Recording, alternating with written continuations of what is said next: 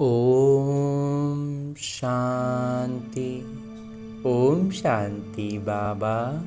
आज 27 अगस्त 2025 है और आज हम अध्ययन करने जा रहे हैं परम पिता परमात्मा के अनमोल मधुर महावाक्यों को।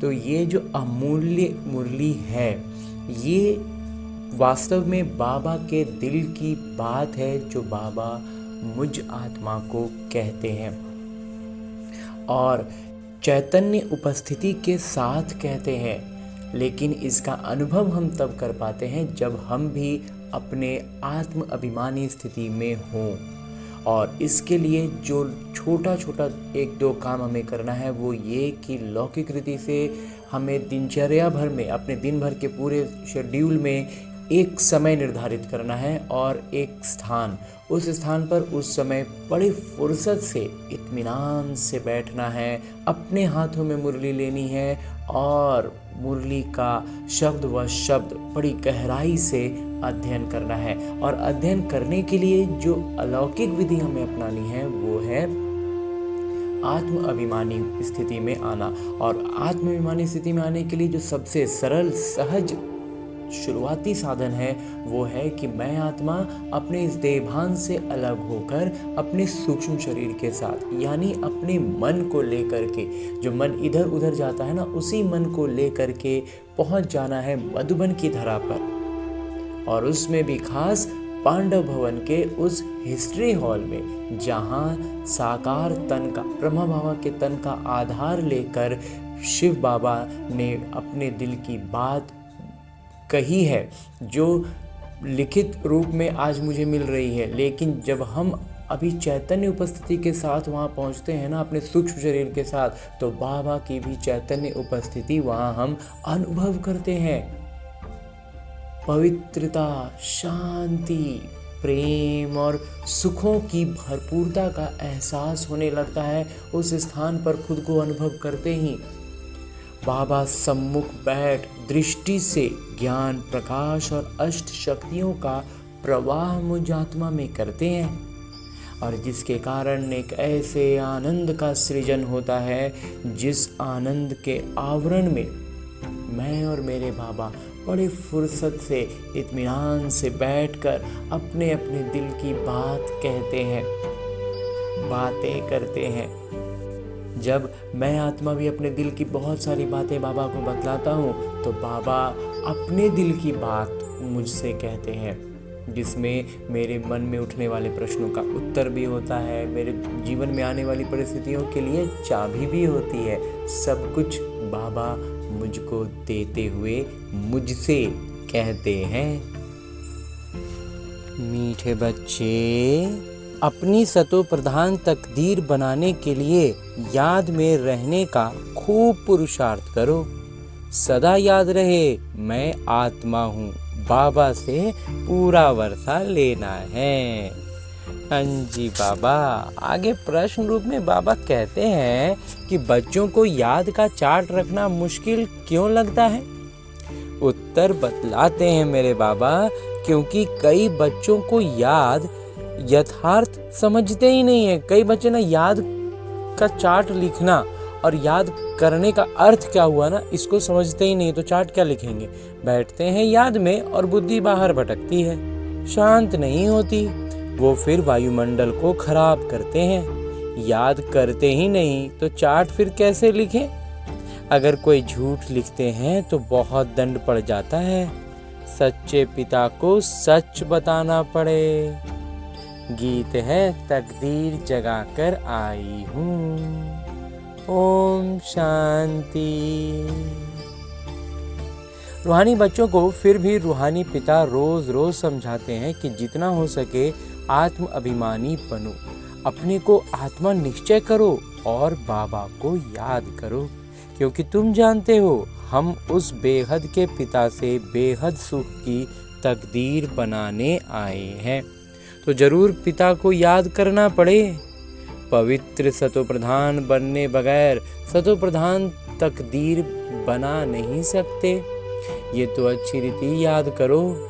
मूल बात है ही एक, ये तो अपने पास लिख दो। बाह पर नाम लिखते हैं ना, बाबा कहते हैं अपने दिल पर ये नाम लिख दो बाबा। तो तुम भी लिख दो, हम महात्मा हैं, बेहद के पिता से हम वर्षा ले रहे हैं। क्योंकि माया भुला देती है, इसलिए लिखा हुआ होगा तो घड़ी घड़ी याद रहेगी। मनुष्य ओम का व कृष्ण आदि का चित्र भी लगाते हैं याद के लिए। ये तो है नए ते नई याद। तो ये याद तो बाबा कहते हैं पहले कभी किसी ने किया ही नहीं है, ये सिर्फ बेहद के पिता ही समझाते हैं। इस समझने से तुम सौभाग्यशाली तो क्या पदम भाग्यशाली बनते हो। बाबा को न जानने कारण, याद न करने के कारण कंगाल बन गए हैं। एक ही पिता हैं जो सदैव के लिए जीवन को सुखी बनाने आए हैं। भले याद भी करते हैं परंतु जानते बिल्कुल नहीं हैं। विलायत वाले भी सर्वव्यापी कहना भारतवासियों से सीखे हैं। भारत गिरा है तो सब गिरे हैं। भारत ही जिम्मेवार है अपने को गिराने और सबको गिराने का जिम्मेवार भारत ही है। बाबा कहते हैं मैं भी यहाँ ही आकर भारत को स्वर्ग सचखंड बनाता हूँ। ऐसा स्वर्ग बनाने वाले की कितनी ग्लानि कर दी है, भूल गए हैं इसलिए लिखा हुआ है यदा यदा ही धर्मस्य। इनका भी अर्थ बाबा ही आकर समझाते हैं। बलिहारी एक बाबा की है। अभी तुम जानते हो बाबा आते हैं जरूर शिव जयंती मनाने, परंतु शिव जयंती की कदर बिल्कुल नहीं है। अभी तुम बच्चे समझते हो जरूर होकर गए हैं। जिसकी जयंती मनाते हैं, जयंती मना रहे हैं तो मतलब आए थे। तो सतयुगी आदि सनातन देवी देवता धर्म की स्थापना वही करते हैं। और सब जानते हैं कि हमारा धर्म फलाने ने समय स्थापन किया। बाकी सब धर्म वालों को मालूम है उनके पहले हैं ही देवी देवता धर्म। उनको बिल्कुल ही नहीं जानते कि ये धर्म कहाँ गुम हो गया। अभी बाबा आकर समझाते हैं बाबा ही सबसे ऊंच हैं और किसी की महिमा है नहीं। धर्म स्थापक की महिमा क्या होगी। बाबा ही पावन दुनिया की स्थापना और पतित दुनिया का विनाश कराते हैं और तुमको माया पर जीत पहनाते हैं। ये बेहद की बात है। रावण का राज्य सारी बेहद की दुनिया पर है।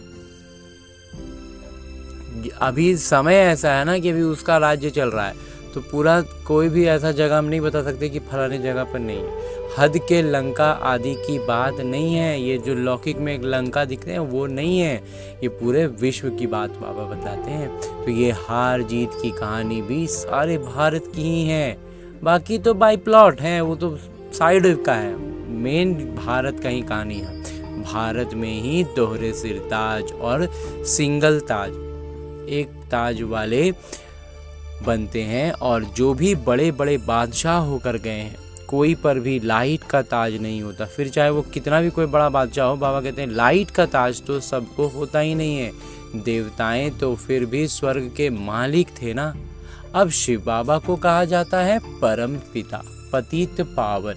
इनको लाइट कहाँ देंगे। लाइट तब दें जब बगैर लाइट वाले पतित भी हों। वो कभी बगैर लाइट वाले होते ही नहीं। बिंदी पर लाइट दे कैसे सकेंगे, हो ना सके। तो दिन प्रतिदिन तुमको बहुत गूह्य बातें समझाते रहते हैं। जो जितना बुद्धि में बिठा सके, जो अपना बुद्धि में जितना बिठा सके। बाबा तो धारा खोल दिए हैं। जितना अपने में मंथन करते जाएंगे अंदर समाता जाएगा। मुख्य है ही याद की यात्रा। इसमें माया के विघ्न बहुत पड़ते हैं। याद करने में माया अपना पूरा जोर दिखाता है। भल कोई याद के चार्ट में 50-60% भी लिखते हैं, परंतु समझते नहीं हैं कि याद की यात्रा किसको कहा जाता है। पूछते रहते हैं इस बात को याद कहें किसको ना, ये समझ में ही नहीं आता है। तो बाबा से पूछते हैं बाबा इसको याद कहेंगे। बड़ा मुश्किल है समझना याद का अर्थ क्या है ना, इसको समझना भी बहुत समय लगता है। जब धीरे धीरे ज्ञान स्पष्ट होता है तो स्पष्ट होता है। तुम यहाँ 10-15 मिनट बैठते हो, उनमें भी जांच करो, याद में अच्छी रीति रहते हैं। 10-15 मिनट जो बैठे हो तो बाबा की याद में रहे, या बुद्धि इधर उधर सब लौकिक चीज़ों में घूमता रहा। बहुत हैं जो याद में रह नहीं सकते, फिर वो वायुमंडल को खराब कर देते हैं। बहुत हैं जो याद में न रहने से विघ्न डालते हैं, और कुछ क्या हो जाता है, जब खुद में याद में नहीं रहे तो दूसरों के लिए विघ्न बनते हैं। तो सारा दिन बुद्धि बाहर भटकती रहती है। सो यहाँ थोड़े ही शांत होगी। ये क्या है, आदत की जैसा है। तो आदत है, दिन भर बुद्धि को इधर उधर भटक रहा है, कभी भी उसको मैंने सही स्थान नहीं दिया, सही दिशा नहीं मिला, तो वो भटकता ही रहेगा ना। तो अभी अचानक से 10 मिनट बैठेंगे तो नहीं होगा। धीरे धीरे अभ्यास करना है, दिन भर में इसका अभ्यास करना है। इसलिए याद का चार्ट भी रखते नहीं। और जब वो आदत में ही नहीं है तो बैठ के याद करेंगे तो उसको क्या चार्ट लिखेंगे। झूठा लिखने से तो और ही दंड पड़े। बाबा कहते हैं और गलत लिख दिए, झूठ लिख दिए, अरे कोई चार्ट देखेगा तो क्या बोलेगा, इसलिए उस हिसाब से ढंग का थोड़ा बना दो, तो बाबा कहते हैं तो और ही दंड पड़ेगा। बहुत बच्चे भूल करते हैं, छिपाते हैं, सच बताते नहीं। और कुछ बच्चे क्या होता है ना, सच बताते नहीं हैं, उनको खुद में भी लगता है कि नहीं ठीक है ऐसे वैसे, तो बाबा कहते हैं वो भी गड़बड़ है। बाबा कहे और सच ना बताए तो कितना दोष हो जाता है। सच ना बताने का फिर एक अलग दोष लग जाता है। तो कितना भी बड़ा गंदा काम किया होगा तो भी सच बताने में लज्जा आएगी। बाबा कहते हैं कोई गलत काम करते समय कर लेता है, कोई भी व्यक्ति, कोई भी आत्मा किसी आवेश में आ जाते हैं, कुछ भी कर लेते हैं, करने को कर देते हैं, बाद में उसी को बताने तक में लज्जा आती है। अक्सर करके सब झूठ बताएंगे। तो इसलिए क्या होता है, जब लज्जा आने लगती है ना, तो अब बताने में खराब लग रहा है तो थोड़ा थोड़ा उसमें झूठ घुसा देते हैं। झूठी माया झूठी काया, है ना। एकदम देह अभिमान में आ जाते हैं। सच सुनाना तो अच्छा ही है, और भी सीखेंगे। यहाँ सच बताना, बाबा कहते हैं इससे क्या होता है ना, हिम्मत बढ़ती है, आत्मिक गुण, आत्मिक शक्ति की जागृति होती है, उसका अनुभव करते हैं जब सच बोलते हैं, सच बताते हैं बाबा को। ज्ञान के साथ साथ याद की यात्रा भी जरूरी है, क्योंकि याद की यात्रा से ही अपना और विश्व का कल्याण होना है। ज्ञान समझाने के लिए बहुत सहज है, याद में ही मेहनत है। बाकी बीज से वृक्ष कैसे निकलता है वो तो सबको मालूम रहता है। बुद्धि में 84 का चक्र है, बीज और वृक्ष का ज्ञान होगा ना। बाबा तो सत्य हैं, चैतन्य हैं, ज्ञान के सागर हैं। मेरे पिता परम पिता परमात्मा जो है ना, वो सत्य हैं, परम सत्य हैं, और वो चैतन्य है। चैतन्य उपस्थिति का हम अनुभव करते हैं। उनमें ज्ञान है समझाने के लिए। ये है बिल्कुल अनकॉमन बात, ये हम कॉमनली बिल्कुल नहीं जानते थे। भक्ति मार्ग में जब तक थे तब तक हम मतलब कल्पना में भी हमारी ये बातें नहीं आती थी। और इसलिए आज भी जो भक्ति में रमे हुए हैं ना, उनको एक बार में बात समझ में नहीं आती रहती है, वो समझ ही नहीं पाते ऐसा भी कैसे हो सकता है, ये हो ही नहीं सकता है। इसलिए वो दूर हो जाते हैं, छिटक जाते हैं। उनको जब तक हम धारणा युक्त होकर के बाबा की याद में रह करके जब कहते हैं ना, तब उनको बात बुद्धि में समा जाती है, और फिर धीरे धीरे उसका मंथन करते करते वो उनका कदम आगे बढ़ता है। तो ये मनुष्य सृष्टि का झाड़ है, ये भी कोई नहीं जानते, ये सब भी नहीं समझते कि मनुष्य जानवर 84 लाख तरह का प्रकार का जन्म होता है, ये सब में भी बुद्धि फंसा के रखे हुए हैं। तो सब नेति नेति करते गए, ड्यूरेशन को नहीं जानते तो बाकी क्या जानेंगे। बाबा कहते हैं सबसे छोटी सी बात कि 5000 वर्ष का कल्प होता है, यही नहीं जानते, लाखों वर्ष में फंसा दिए तो बाकी सब चीज़ें उसी अनुसार उलझ गई। तुम्हारे में भी बहुत थोड़े हैं जो अच्छी रीति जानते हैं, इसलिए सेमिनार भी बुलाते हैं। अपनी अपनी राय दो, राय तो कोई भी दे सकते हैं, ऐसे नहीं कि जिनके नाम है उनको ही देनी है। हमारा नाम नहीं है तो हम कैसे देवे, नहीं। कोई को भी सेवा अर्थ कोई राय हो, एडवाइस हो, लिख सकते हो। कोई राय हो कि ऐसे समझाना चाहिए, ये युक्ति होनी चाहिए।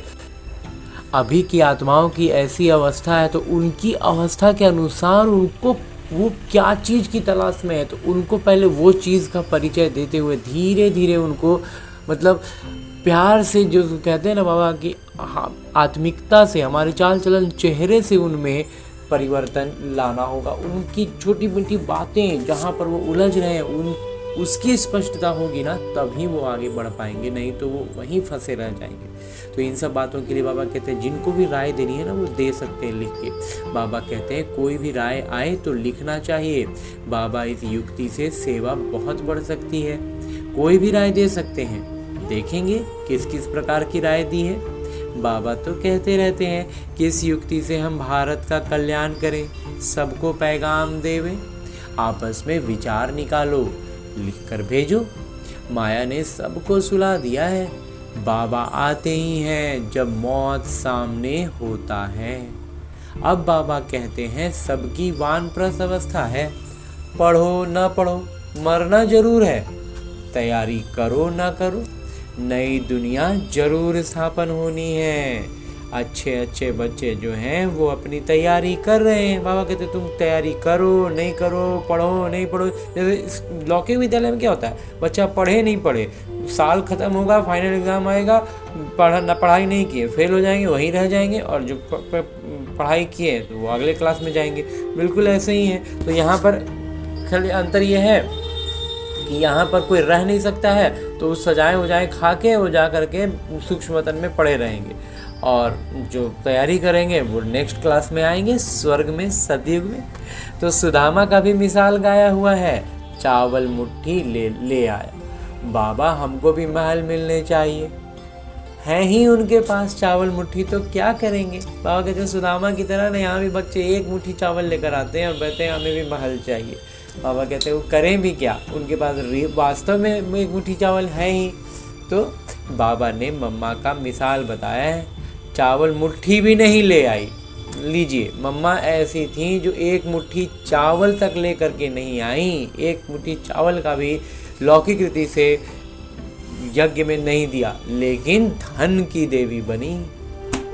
तो फिर कितना उच्च पद पा लिया। इसमें पैसे की बात ही नहीं, इसमें पैसे देंगे तो हम ऊंचे होंगे, अच्छे होंगे, ये सब कुछ है ही नहीं। बाबा की नज़र में लौकिक दुनिया की चीज़ों में उलझेंगे तो फिर उलझ जाएंगे। बाबा कहते हैं ज्ञान में श्रेष्ठ बनो तो बहुत ऊंचा पद मिलेगा। धन से नहीं है, यहाँ पर दुनिया के हर जगह पर धन की पूछ है, धन जितना ज़्यादा उतना ज़्यादा पूछ। यहाँ पर वैसा बिल्कुल नहीं है। याद में रहना है और आप समान बनाना है। जितना ज़्यादा हम खुद याद में रहेंगे और दूसरों को याद दिला पाएंगे, उतना ज़्यादा हमारी तरक्की, उन्नति, पद ऊंचा होता जाएगा। लौकिक धन की बाबा कहते हैं यहाँ पर कोई गिनती है ही नहीं बाबा की नज़र में। लौकिक दुनिया की बात, लौकिक रीति में जो परिवार में भी जो कुछ लोग होते हैं उनमें भी, उन आत्माओं की भी अपनी अपनी स्थिति होती है, तो इसलिए उन स्थितियों में नहीं फंसना है। बाबा क्या कह रहे हैं उस पर नज़र रखनी है, उसको सुनना है जरूर से। तो बाबा की तो कोई फ़ी आदि है ही नहीं। बाबा कोई फीस लेते हैं क्या? समझते हैं हमारे पास पैसे पड़े हैं तो क्यों ना यज्ञ में स्वाहा कर दें। ये अपनी हमारी तरफ से एक तरह से कहें तो इन्वेस्टमेंट है या हमारी श्रद्धा है कि विनाश तो होना ही है, जो पैसे पड़े हैं बाबा के यज्ञ में दे देते हैं, कुछ काम आ जाएगा। ये श्रद्धा से हम दे सकते हैं या फिर मन में ये इन्वेस्टमेंट की तरह ले सकते हैं, निवेश की तरह कि आज हम यहाँ पर पाई पैसे देंगे और बाबा हमें वहाँ पद्मा पदम दे देंगे। जिस भावना दे दे तो सब व्यर्थ हो जाएगा। अगर हम नहीं दिए ना तो सब व्यर्थ हो जाएगा। इससे कुछ तो सफल कर लें, तो इस भावना से भी दे सकते हैं कि ऐसे भी बर्बाद जाना है तो उससे बढ़िया यज्ञ में डाल देते हैं, कुछ तो सफल हो जाएगा। तो हर एक मनुष्य कुछ ना कुछ दान पुण्य आदि जरूर करते हैं और ये हमारे संस्कार में हम कुछ ना कुछ दान करते ही रहते हैं। वो है पाप आत्माओं का, पाप आत्माओं को दान पुण्य। कौन किसको कर रहा है? खुद भी पाप आत्मा है और दे भी किसको रहे? पाप आत्मा को। तो पाप आत्मा ने पाप आत्मा को दान देकर के पुण्य कमाने का कोशिश किया, लेकिन वो वास्तव में बाबा हमें स्पष्ट कर देंगे वो पुण्य हुआ ही नहीं, वो वास्तव में अपना कर्ज ही है जो आगे पीछे चल रहा है, कर्मों का हिसाब किताब। पुण्य नहीं मिला वो, फिर भी उसका अल्पकाल के लिए फल मिल जाता है। हाँ ठीक है, आपने दिया, हो सकता है कि या तो आपका पहले का लिया हुआ हो या अभी जो आपने दिया उसको फिर आपको मिल जाएगा अल्पकाल का। तो समझो कोई यूनिवर्सिटी कॉलेज आदि बनाते हैं, पैसे ज़्यादा हैं, धर्मशाला आदि बना देते हैं, तो उनको मकान आदि अच्छा मिल जाएगा। जैसा जो करेंगे उनको उस हिसाब से मिल जाता है। परंतु फिर भी बीमारी आदि तो होगी ना। किसी ने कॉलेज खुलवा दिया तो उसको पढ़ाई में अगले जन्म में जो पढ़ाई में वो अच्छा होगा, धर्मशाला बनवाएगा तो उसका घर मकान एकदम आलीशान होगा, लेकिन बीमारी बाबा कहते हैं उसको बीमारी होगा। कोई अस्पताल बनवाएगा उसको बीमारी नहीं होगा, तो बाकी 50 चीज़ें हैं। तो कहीं ना कहीं से तो रावण घेरेगा ही, लेकिन जो किए हैं उसका अच्छा फल भी मिलता है। और जीवन की छोटी छोटी चीज़ों में हम इसका अनुभव भी कर सकते हैं, बस हमें बुद्धि की स्पष्टता चाहिए। बाबा कहते हैं समझो किसी ने अस्पताल आदि बनाई होगी तो करके तंदुरुस्ती अच्छी रहेगी। कोई अस्पताल बनाएगा तो उसका स्वास्थ्य अच्छा रहेगा, परंतु उनसे सब कामनाएं तो सिद्ध नहीं होती हैं। स्वास्थ्य अच्छा रहे लेकिन सब कामना थोड़ी पूर्ण, सुखी थोड़ी अनुभव करेंगे। यहाँ तो बेहद के पिता द्वारा तुम्हारी सब कामनाएं पूरी हो जाती हैं।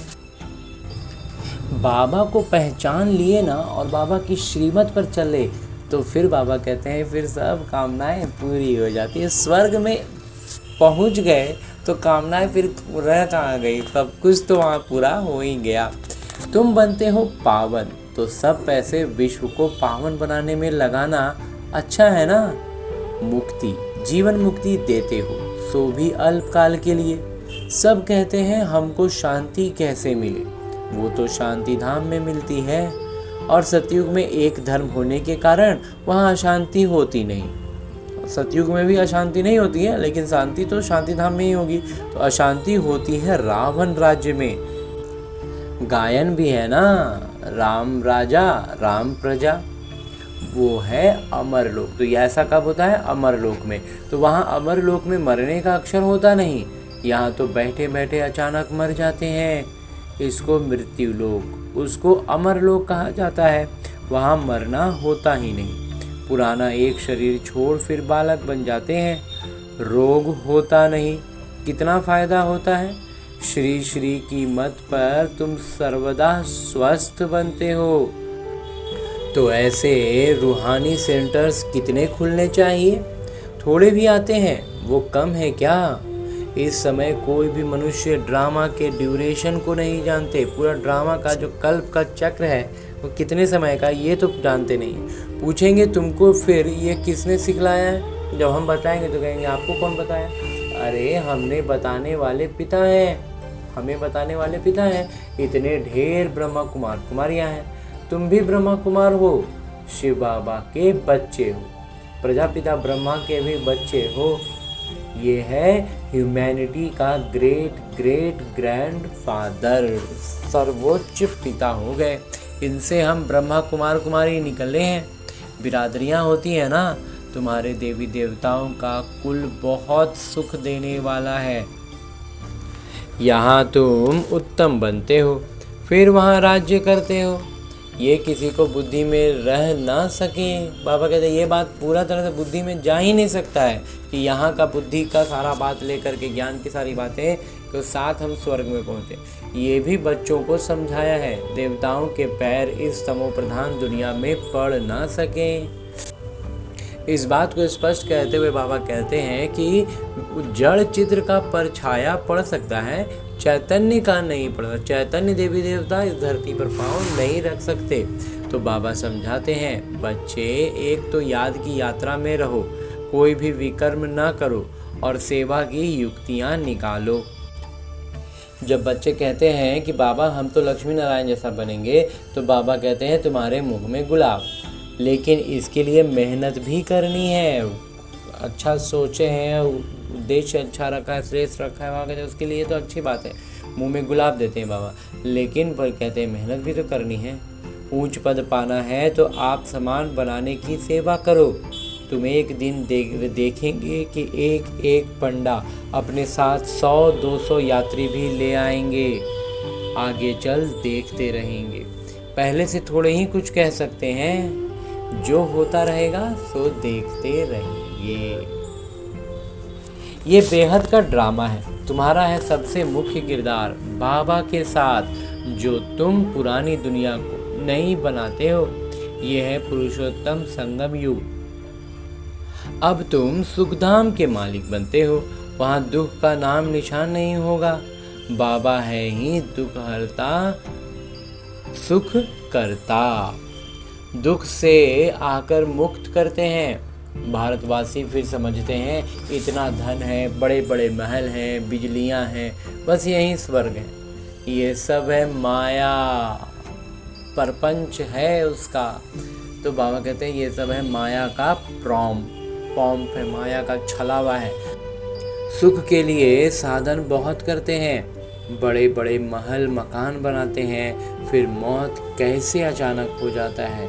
वहाँ मरने का डर नहीं, यहाँ तो अचानक मर जाते हैं। फिर कितना शोक करते हैं, फिर समाधि आदि पर जाकर आंसू बहाते हैं। हर एक की अपनी अपनी रस्म रिवाज है, अनेक मत है। सतयुग में ऐसी बात होती नहीं, वहाँ तो एक शरीर छोड़ दूसरा लेते हैं। तो तुम कितना सुख में जाते हो, उसके लिए कितना पुरुषार्थ करना चाहिए। कदम कदम पर मत लेनी चाहिए।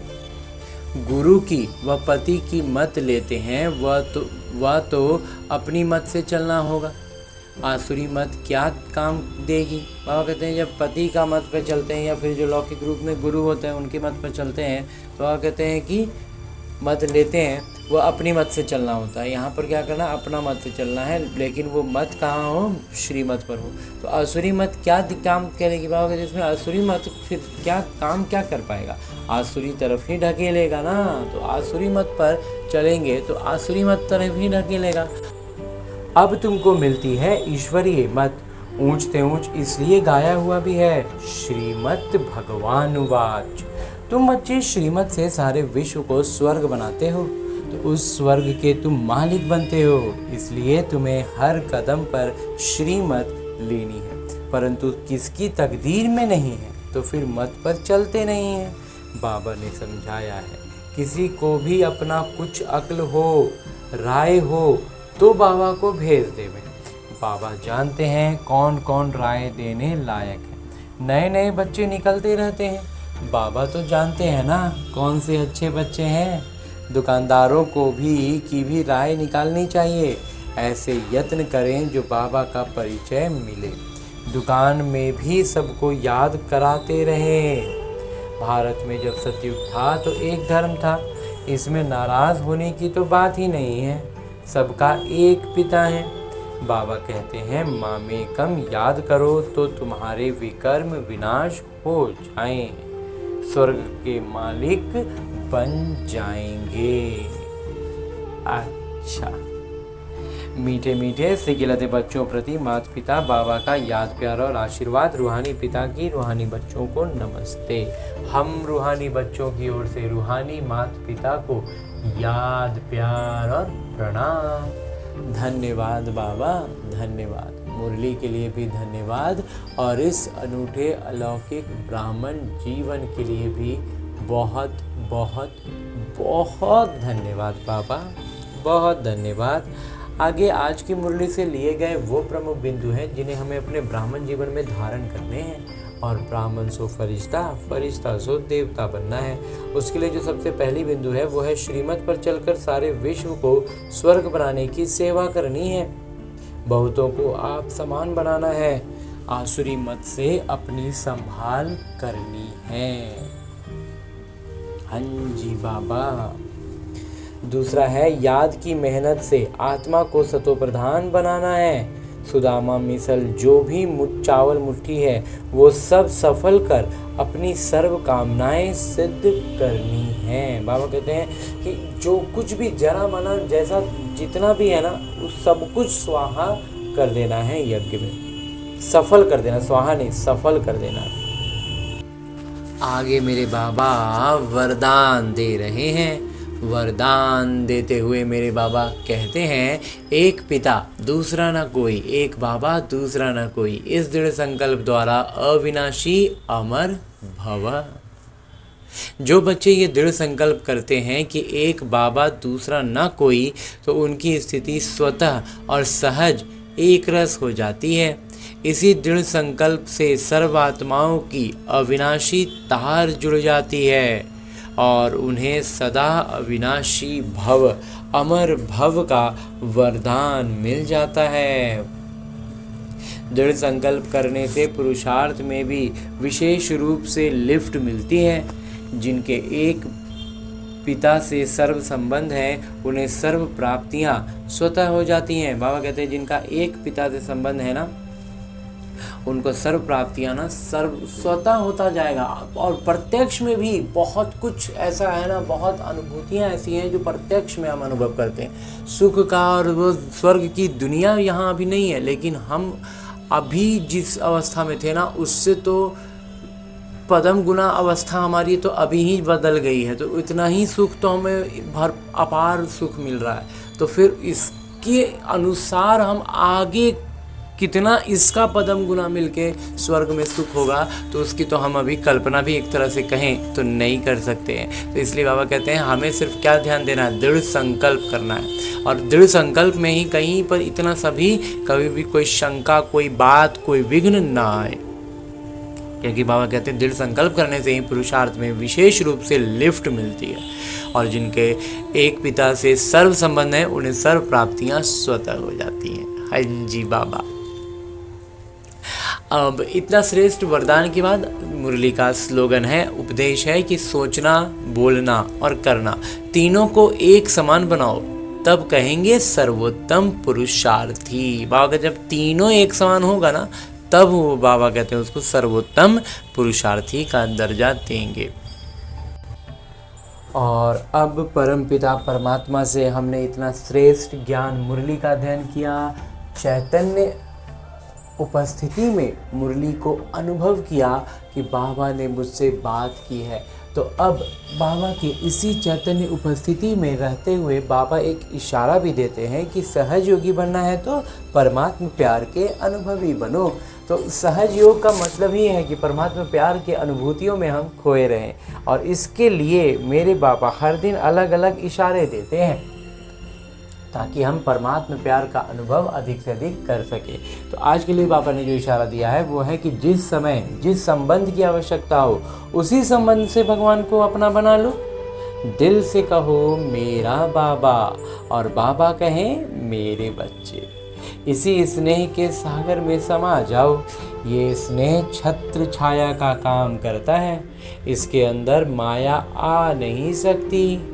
यही सहज योगी बनने का साधन है। सहज योगी बनने का साधन बाबा कहते हैं यही है कि क्या करो, छत्र छाया में, बाबा के स्नेह की छत्र छाया में आ जाओ। इसके अंदर माया नहीं आ सकती। बाबा की वास्तविक जीवन में बात करें तो माया बाबा की याद में जब हम रहते हैं तो जो भी परिस्थितियाँ हमारे सामने आती हैं, परिस्थिति बन के ही ना माया आएगा। तो माया परिस्थिति बन के आया और हमने परिस्थिति को किस नज़र से देख लिया, अपना नज़रिया क्या बना दिया, ये मेरे अभ्यास के लिए आई है, ये मेरे कल्याण के लिए है। तो अभ्यास करना है मुझे इसके आत्माभिमानी स्थिति में रहते हुए, आत्मिक गुणों की स्मृति में रहते हुए इस परिस्थिति को पार करना है। तो फिर माया का तो वजूद वहीं ख़त्म हो गया ना। तो इसलिए बाबा कहते हैं कि जब बाबा के स्नेह की छत्र छाया में रहेंगे तो वो काम करता है और इसके अंदर माया आ नहीं सकती। तो जब माया नहीं आएगी और हमारा अभ्यास इस तरह का बढ़ता जाएगा तो फिर हम सहज योगी बन गए ना।